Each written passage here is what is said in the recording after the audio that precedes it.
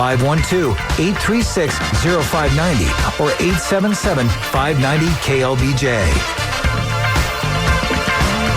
You know, Kevin, that's there for a reason, because we do podcasting to this. So for all of our listeners out there, I want to let you know that if you ever want to listen to the show, I don't know, not live on a Saturday from 3 to 4 p.m. right here on KLBJ, then go check out our podcast at austinrealestatedaily.com. That's www.austinrealestatedaily.com, because real estate happens on a daily basis. So does our podcast. Kevin, yes. Every single week. Guys, you're listening to the Real Estate Zone. This is our weekly radio show about Central Texas real estate. My name is John McClellan. I'm a local mortgage banker here in town, as always, for now 15 years.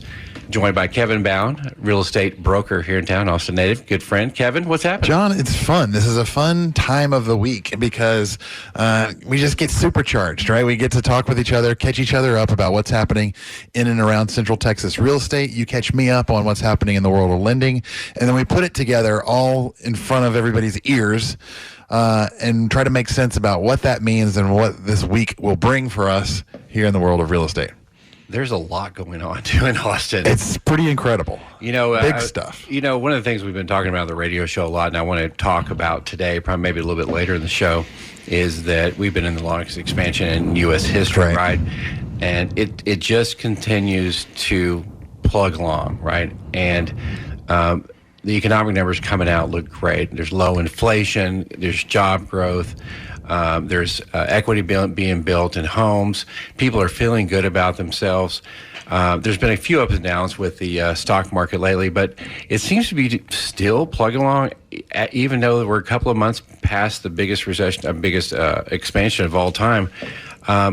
But some economists are actually talking out there that, you know, there's so many people talking about it. It's the longest expansion, that them talking about there's got to be a recession coming, that it could actually cause the recession itself because of consumer confidence. So I want our listeners to know that you got to be careful about, it's just like in real life, right? People want to be surrounded by positive people, right? Yeah. You ever have that friend or pseudo friend that calls you and you see their phone number and you're like, ooh, maybe I want to talk to this person, maybe I don't want to talk to this person. It's usually a text and you go, oh no, what's it going to be? What's it going to be? Yeah, send them straight to voicemail.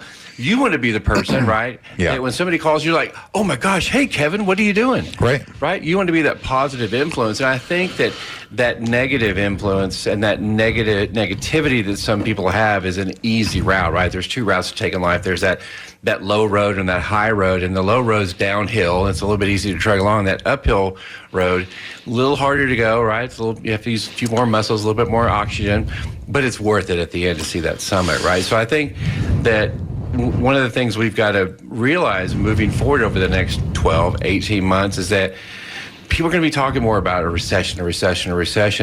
Let's try to filter what they're saying out and filter what their actual numbers are telling us. What are jobs doing here in Austin? What is the job growth looking like here in Austin? How many people are moving here to Austin?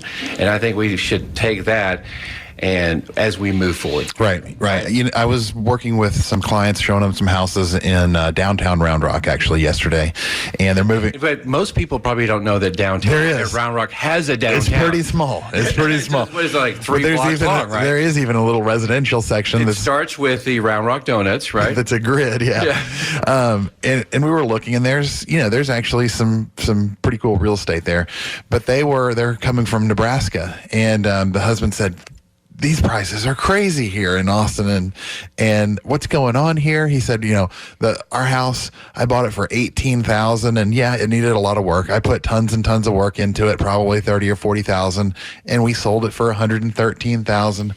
But we're coming here. He bought his house for $18,000. Yeah. Did he put it on his credit card? I don't know. But he said we're coming here, and we're seeing the $250,000, $300,000 houses for a pretty basic starter house. And what's going on? How do we understand this? And so I started to give him my speech about land value and improvements of value, and explained that we're in this $275,000 house. We're standing on dirt that the lot is worth perhaps $100,000, and that the improvements kind of correlate they're not as far off from his experience in Nebraska for a similar sized house. If he's just thinking about the improvements, it's just that in Nebraska, it was a $10,000 lot. Right. And in Round Rock, it was a $100,000 lot. And I think the reason being is that probably the types of jobs that are being created around that property. Absolutely. Right? And that's why he moved here, right? Exactly. But listen, if there's a city or a place, a geographic location that's losing population, the land values are probably declining there because there's no demand for it, right? Here in Austin, where we've had, since 2004, I believe like 800,000 people added to our population. They're all on MOPAC, as I like to say, right? It increases demand, increases the competition out there, and that's why these prices are what they are, because this is a valuable place to live because there's a valuable job. You can generate income. Exactly. Right. Yeah, you can generate income from that piece of land. For all my Arkansas people, I could just say, Suey.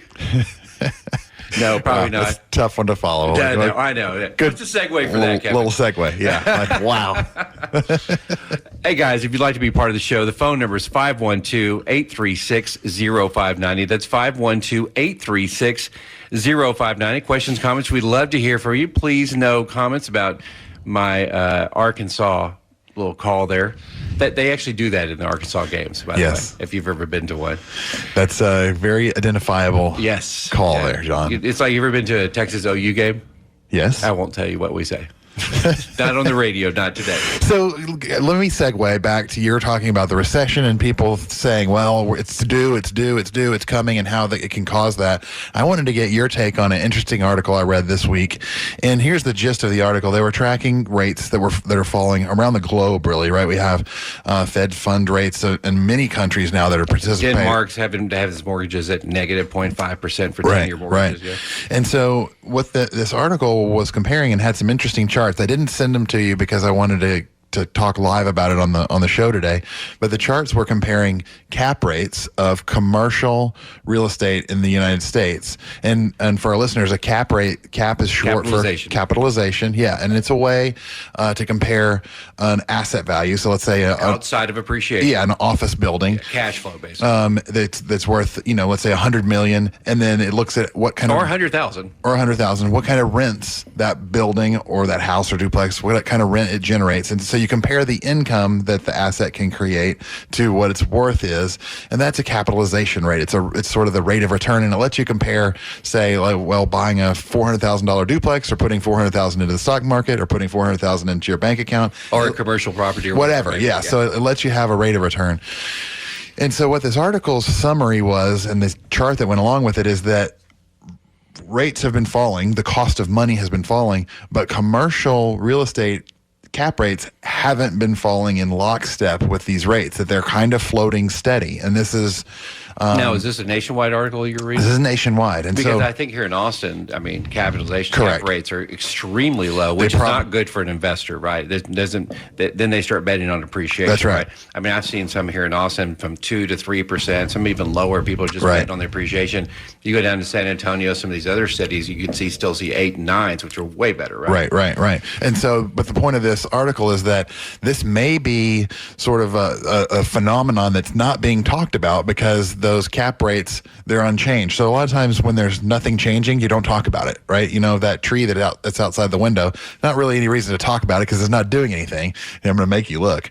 But it should be moving, right? So if there was a 100-mile-an-hour windstorm that came in and that tree wasn't moving, we go, what's going on with that tree? There's something weird. Yeah, there's something weird. So this is the weirdness where they should be falling, maybe not in parallel with rates, but they should be falling a little bit. And so because they're not, that spread is increasing, which means it's almost like everyone thinks that risk is increasing. Anyway, I kind of wanted to get your take on that. I thought it was interesting.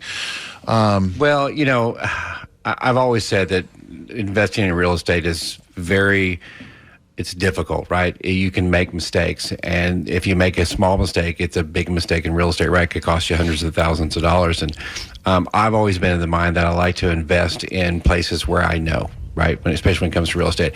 I'm not going to go to Dallas and start buying homes up there because I don't know the market itself as a whole. I don't know the pockets of the market. Yeah. I can't take advantage of my knowledge that I have here in the Austin area. So I think it's really important. But this is just me talking. to invest where you know the area, right? Absolutely. You know the ups and downs, you know the history, you know everything about it. We talk about this all the time. Here in Austin, though, we see cap rates falling. Correct. Right? We do. And Yeah. so I know this market, but I will tell you, yes, in other markets, I think in Austin, because the reason they are falling like interest rates are falling right now, is because Austin's one of the, and People are still piling in, right? People are still piling in here. This is still one of those places that people want to live because Google, Facebook, Amazon, Oracle, on and on and on and on. Yeah. This is where the jobs are being created. Right. So I think this is more of a snapshot of what interest rates are doing if you look locally here, right? But if you look in some other places where the market's not quite as hot, Yeah. maybe that is true, right? Because you just don't have the demand. So maybe there's not a direct correlation, right? Yeah. Between the falling interest rates and the cap rates in those places, because a demand is another variable you've got to throw in there. I don't know if that makes sense at all. It does make sense. Okay, good. God, Yeah. I just took that right off the top of my head. So I'm glad sometimes that makes sense out there.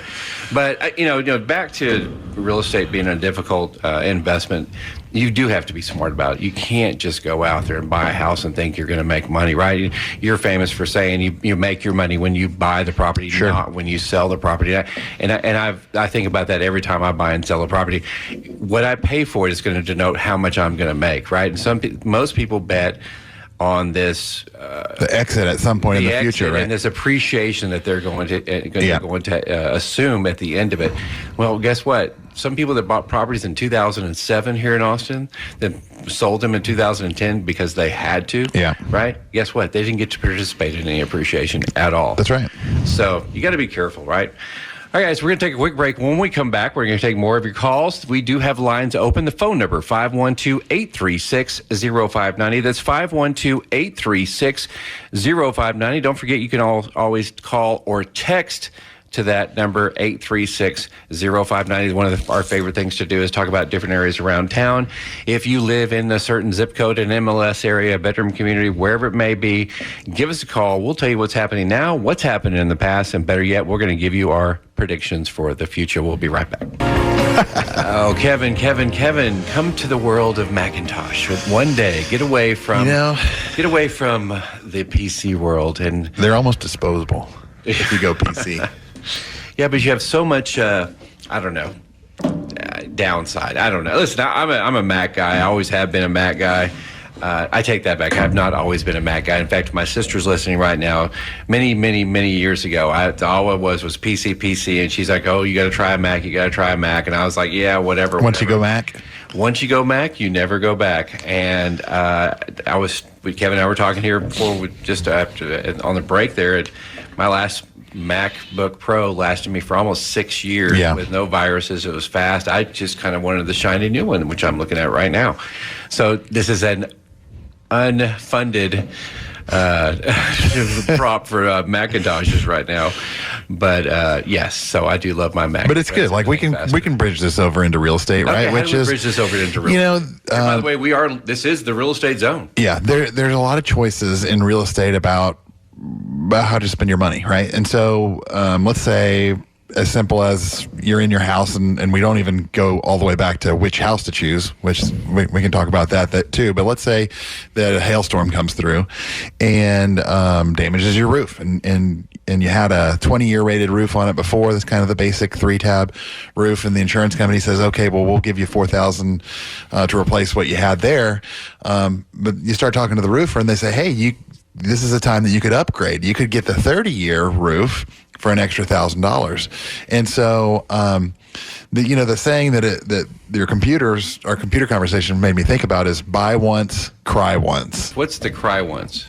That's because you're spending money. Okay. I got you. It's like a boat owner, right? Or I think a better metaphor would be when you buy sunglasses. You buy cheap sunglasses or expensive sunglasses. The cheap ones, you don't care if you lose them. You just replace them. But you never lose them. It's the expensive ones you lose right away. The 5 fever discount. Wait, are those mine? Anyway, on the roofs, that also is a trick. It's a trick that I teach agents in our office, and I teach my clients when we're driving around. When you're in an unfamiliar neighborhood, and older neighborhoods in Austin can be really hard to tell, because did you know it's cool to put yard art and stuff in your front yard? a truck up on blocks, it could be $1 million house in Austin, Texas, right? In some of the neighborhoods. I've seen some of them. So you have to have some tips and tricks to figure out what's happening in the neighborhoods and how they're changing. So one of the tips is to look at the roofs. And if you're in a neighborhood that was built in the 70s, 80s, 90s, where those roofs were originally 3-tab roofs, those sort of flat, all on the same plane roof. That's a 20-year rated roof.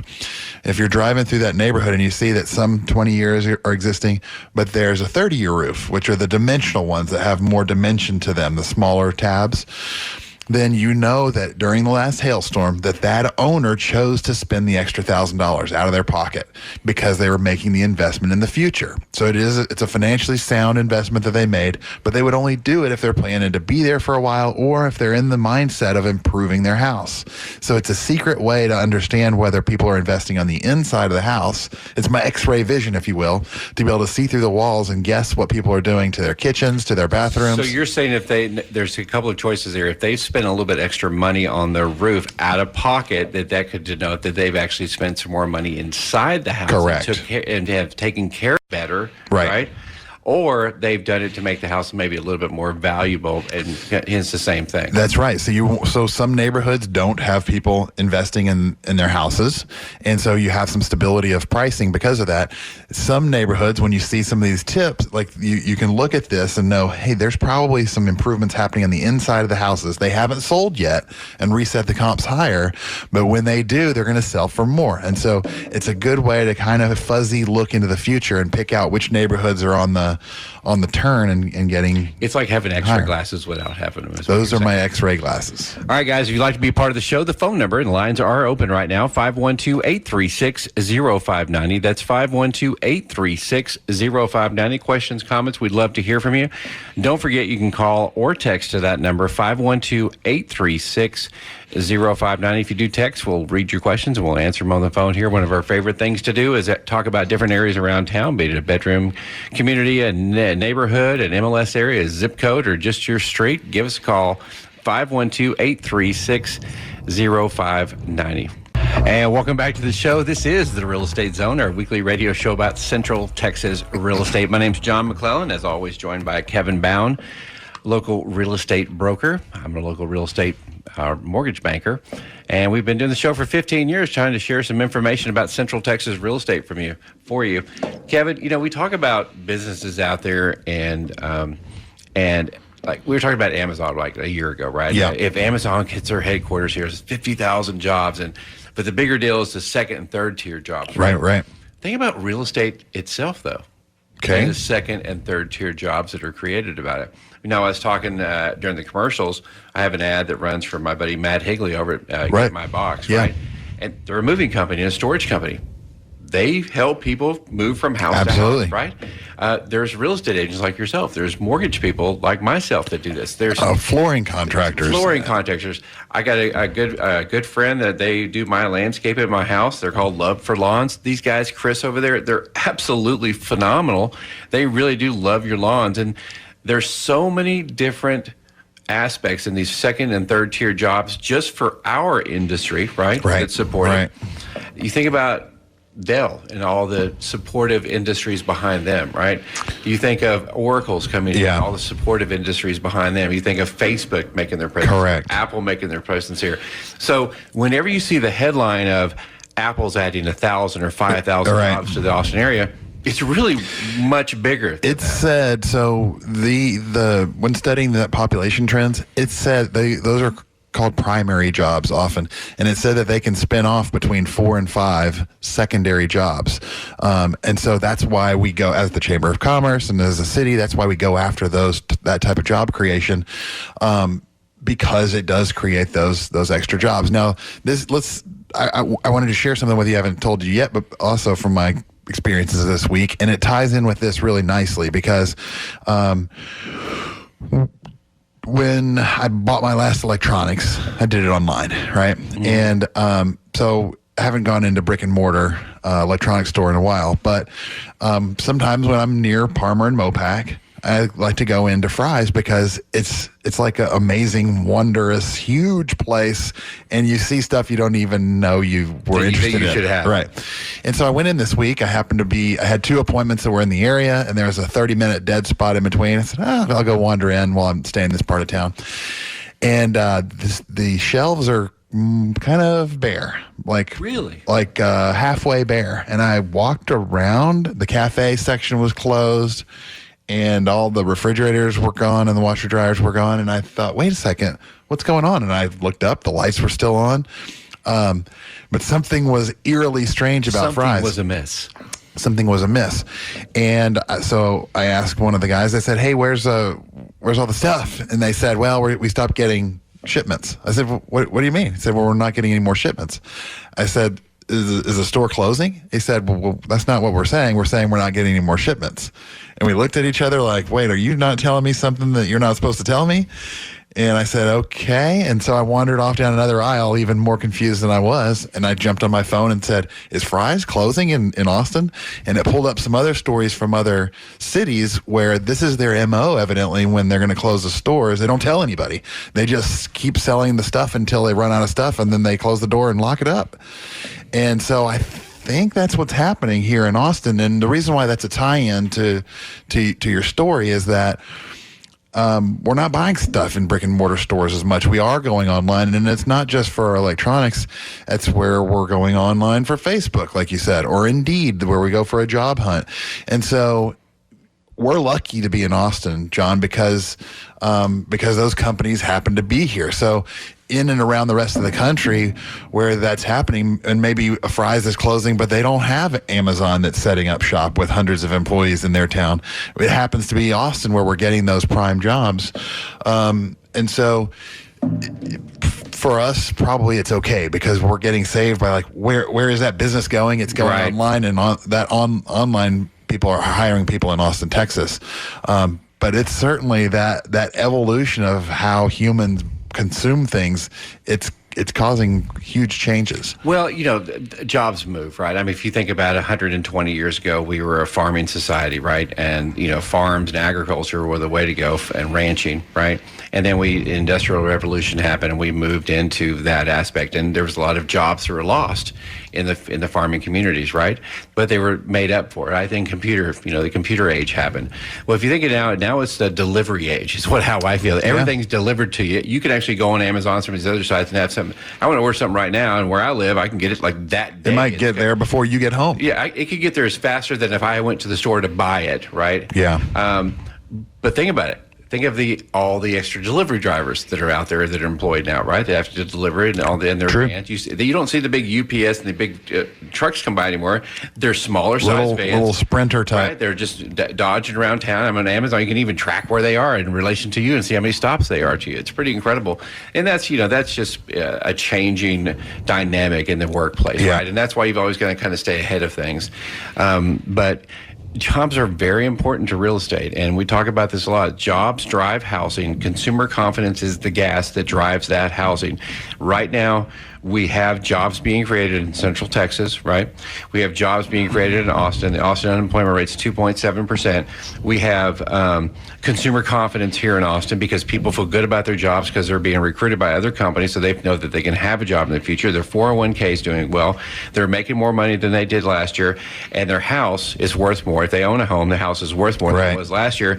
And the people who are renting right now are seeing that, the houses are going up and their houses are getting expensive, but so is the rent. So where's my financial? There is my financial incentive to go out and buy a property right now. Yeah. So, listen, there will be. I think this whole conversation started like a couple of breaks ago, right? The recession will happen. That's just a fact. It's going to happen at some point. And just remember, it's not a bad word to talk about. Recession's not a bad word. It's just kind of a reset. And all it means is we've had negative GDP for two quarters in a row. Yeah. Not that we have yet, but that's the definition. That's the definition of it, right? And we're not. It's not happening yet. So just keep trucking along. Still be happy. Have some confidence.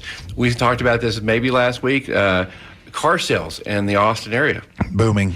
Up 23, wasn't it 23%? Yeah. That's a sign of consumer confidence, right, from the marketplace. People are buying new cars. New car sales were up 23% last month. So if you think right now, with interest rates being as low as they are, that it might not be the right time for you to buy a house because we've been through this huge expansion.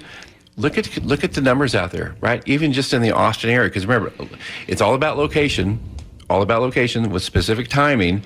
But here in the Austin area, with that number coming from new car sales, 23% higher, that tells me the consumer confidence is high. It tells me your house is going to keep appreciating over the next at least 12 months.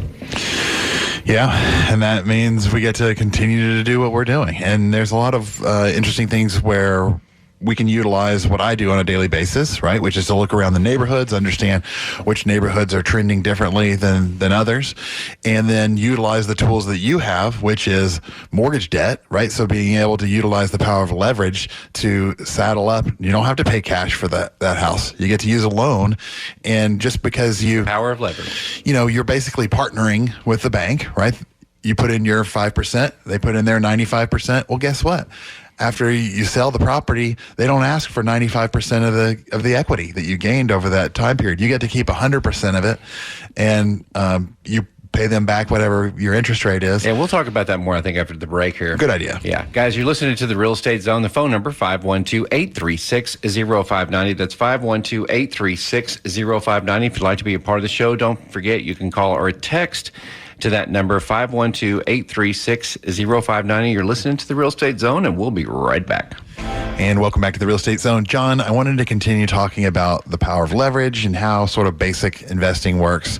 Answer some questions about that. That is the most important lesson in real estate, is using the power of leverage, and how, like almost any other investment out there, it's second to none. I mean, obviously you can do a little bit in stocks and bonds and things like that, but for the everyday person, even if you're buying your own primary residence, everybody gets to use the power of leverage in real estate. Yeah. And why is it so important, Kevin? Going back to, I got started in real estate 20 years ago, and I, up until that time, was hearing stories from my parents saying, "Oh yeah, we bought our house in 78704 for $26,000."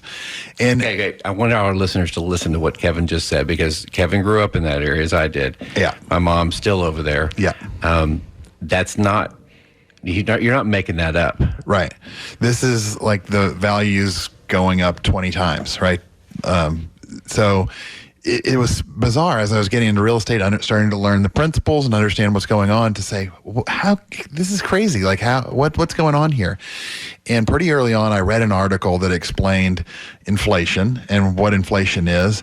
And it actually went on to explain that inflation is desired and is kind of cooked into the system on purpose. Absolutely. Right? By the monetizing debt. Yeah, by the Federal Reserve, and that their task, they have, two tasks.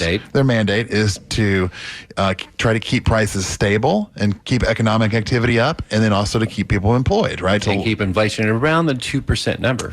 Yeah, they don't want to have too much inflation, right? Because inflationary fears drive interest rates way up. If you have deflation, values go down to that sweet spot that they're looking for, which is about 2%, which is their mandate. Yeah, that's the paragraph I might have read 8 times to realize that they aren't targeting the people that are at the wheel. They're not targeting 0% inflation. They don't want houses to be worth the same thing that they are next year as they are today. That our whole system, everything that we know of, has got this little dial that's slowly turning at that 2% ratio, and everything around us is experiencing the effects of extra money. It's the game of Monopoly. You go around wages, you go around the square, and every time you pass go, what happens? You get $200 gets essentially. Maybe it's 200 now with inflation. It's 200, yeah. It gets injected into the system. So each player, when they make a round, there's more money, more total money is now circulating in that monopoly. That's all chasing after a fixed amount of assets, which is much like the real world. And that's why in Monopoly, things that start off being $13 turn into $20 and $40, and by the end of the game, people are willing to pay $100 for that piece of real estate because inflation is cooked in. So when I figured that out, then it made that honestly gave me personally the courage that I needed to buy my first investment property, because I realized then that the game is rigged. If you can hang on to... Yeah, and by the way, that's the trick that most people do not understand, Kevin. There's many people out there from watching TV shows and reading articles and blogs and whatever it may be that believe that real estate is a quick flip to make money. The best investment in real estate is a long-term investment. Correct. Where you see the largest amount of money, and you can do that with the power of leverage and the power of having somebody else pay the payment for you. That's right. So, anyway, that's my thought to share, is that if you understand that part, then you go, oh, wow, now how do I couple leverage with that, which is using mortgage debt so that you don't have to pay cash for that thing that's going up built into the system 2% per year. And, with what's happening in Austin and in this expansion, we're seeing 8 and 10% numbers. That won't always be the case when we go into contraction. But it's the long term. In the long term. So in Austin, we started measuring housing pretty well back in the late 1960s. Going back to that period, through the ups, the downs, the sidewayses, Austin has averages 5.9% appreciation. Right. And so 2 or 3% of that is just built into the system. The other is because Austin's great and people are finding it from around the world, and we're getting jobs and that kind of thing. But yeah, I mean, that's it. That if like you said, don't think of it as a flip. If you can think about this thing as a 5, 10, 15, 20-year thing, you win. It's cooked in. It's going to happen. Absolutely. And the great thing about real estate is not only just the leveraging power you have on it, but the ability to have somebody else making the payments on it. And that's why land is a great thing to buy, but you have to make the payments for taxes on it, right? If you have a property with a house or duplex, triplex, or fourplex, it's generating income, maybe even some cash flow. And what most people don't realize, it's also generating the money inside and paying down your mortgage for you too. Yeah. I mean, that's the key thing. And we bring that up a lot when you and I are coaching folks, and we talk about getting to cash flow neutrality, where the mortgage payment may be $1,500 and then maybe it rents for $1,500. But we look at that internal loan structure, and there might be $400 or $500 of principal that's being paid down every month. That's your piggy bank. Right. So that $1,500 a month payment, it nets to maybe $1,100 cost on that thing. And Kevin, I got a question for you. So obviously real estate changes. There's ebbs and flows, the market changing. Even the market from 3 or 4 years ago is different from what it is right now. Sure. Right now we all feel that we're getting towards the end. Could be 18 months, could be 2 years from the cyclical cycle that we're going through right now. Yeah. And the way you invest your real estate changes throughout those times. What do you think the new real estate strategy is now? Obviously, I think short-term appreciation could happen, but you can also get caught at the very top of a market. So if your window's only 2 years, you got to be very careful, right? Right. There's a lot of flipping activity out there. What do you think that people are doing now that they weren't doing 5 or 10 years ago? I'm personally buying, so it's not like, well, we're at the top, it's time to stop buying. But you're right, you got to be careful. The main way to be careful is not to be forced to sell at a time that you wouldn't want to sell. And so the most defensive way to do it is to set up to have at least neutral cash flow. If the thing's not taking money out of your pocket every month, then you don't get forced to sell it. You can just set it on the shelf and just let it do its thing. So that's probably the best way now, is to keep focusing on cash flow type properties that mean you won't be forced to sell it in 2 or 3 years into there could be a period of less demand or lower consumer confidence. If you can say, hey, this thing can sit on the shelf and go to the next expansion cycle where there's this huge where you thrive, fervor again, and everybody's going crazy and prices have gone up again, that sort of elastic spring back where that built-in inflation comes springing back, and we have all of this gangbusters again. Yeah, and that's why I think we're talking about that power of leverage, right? And that's why when you buy an investment property, especially right now where it can be very tricky, right? And you're going to hold on to it for longer term. And I think you said it very well. You don't, in a downturn, you don't want to be forced to sell, because you're going to have to sell at a discount, right? You want to be able to sell when you want to sell. Right. So if you're using the power of leverage on an investment property, you've got to look at what the payment is compared to what the rents are now, then what they could be in a down market, right? And hedge against that, right? So sometimes, we have as little as 15% down investment property loans on a single family house, right? But is that the smart thing to do? How much is your payment compared to the rent rolls out there, right? The rental comps out there. So is the smarter thing maybe to put 20% down or 25% down, right? Or even 30% down. Yeah. You're still participating in the power of leverage when you do something like that. That's right. You just got to do it with intelligence. And, I'm in the mortgage banking business, and I tell all of my investor clients all the time, and this is why they use me instead of somebody out there that just got out of loan officer school, right? Or it's only been doing it 1 or 2 years that doesn't deal with investment properties. They're just going to go along and tell you, yeah, we have that available if you want to do it. I like to educate people on why you're doing something. If this is a long-term investment strategy for you, you have to set up your financing correctly at the very beginning. I don't mind them having a lower loan amount, and to be honest, loan officers make less, right, the lower the loan amount. Right. But that's okay. I want them to be a long-term client. I want them to be successful in the future, because when you're successful in the future, you come back. You come back to me, right? Absolutely. Same thing with you when you're investing, when you have your clients. We're doing a big presentation on Tuesday, and you have this big map presentation that you do, and it's evolved over the years. And why don't you kind of just talk to that, George, just for a few minutes here? Yeah, I mean, and we probably don't even have that much time, but I love to give a story about where has Austin been, where are we today, where are we going, how is this evolution of this amorphous blob unfolding. So if people do want to connect with me, they can find us on our website and connect with us at 512-368-9100 and have your own map presentation at my office. Yeah, I like it how you tie in the geography and the history and where we are and everything into You'll learn something new. You will learn something. I learn something new every time I watch it. Hey, there's a volcano in Austin. We're sitting on a fault line right now. Yeah, half a mile from a nuclear reactor. All right, guys, you're listening to the Real Estate Zone. We'll see you next week.